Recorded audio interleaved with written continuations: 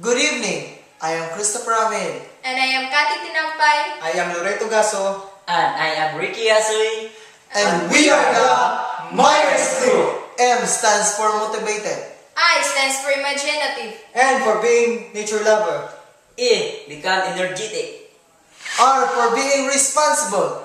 And S for being strong.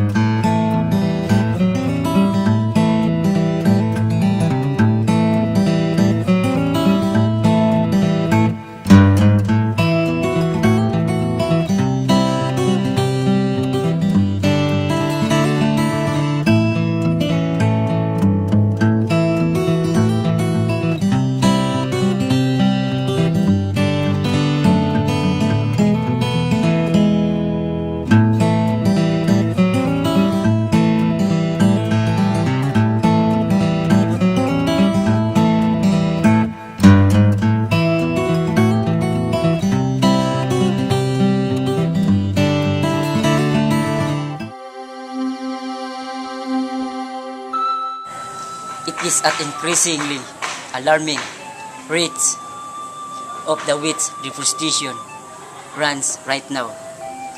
More than 80% of the deforested area have been compromised since the year 2003. If you try to take a look at the satellite overview of a deforested site, you can almost actually see that there is nothing to live of the greenlands that which richly used to possess. Controlling deforestation is a controversial issue these days. The means of flattening the rate is available for man to use. However, man could be the only key for the future survival of the planet.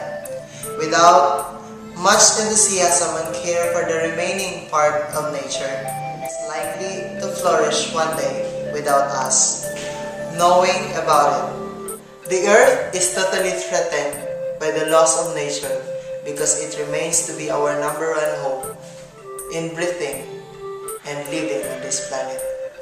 And beknownst to many, the biggest forests are the homes of carbon and the lungs of the earth. Without them functioning properly, our vital means to live will be lost, and there is no way of taking it back anymore. The support nature gives us should be repaid with utmost care and affection. Man should follow the path to nature restoration before everything else gets out of control. Thank you. There are complex ways where we can reach our hands out to nature. First, distinguish environmental necessities from luxuries.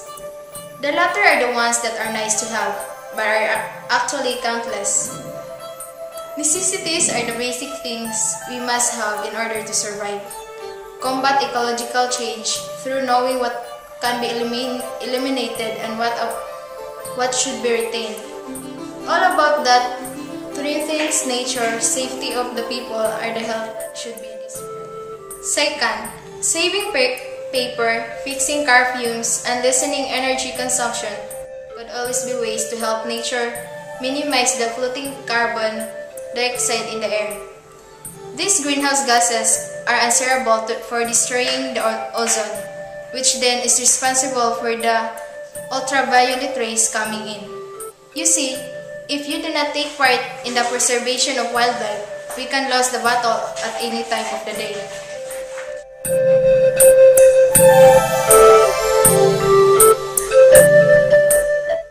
Bigger contributions to the nature's rehabilitation are replanting and controlling the degree of damage of the forest lands.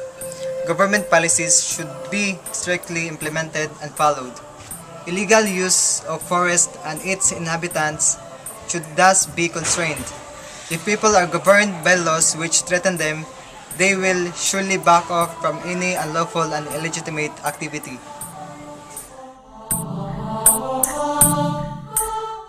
Future path of deforestation actually depends on human answers and decisions. The endpoint is obviously fatal if things continually get out of hand. Various remodeling and rebuilding efforts are on the move right now, and If the trends continue to rise the good way, the scenario can be totally overwhelming.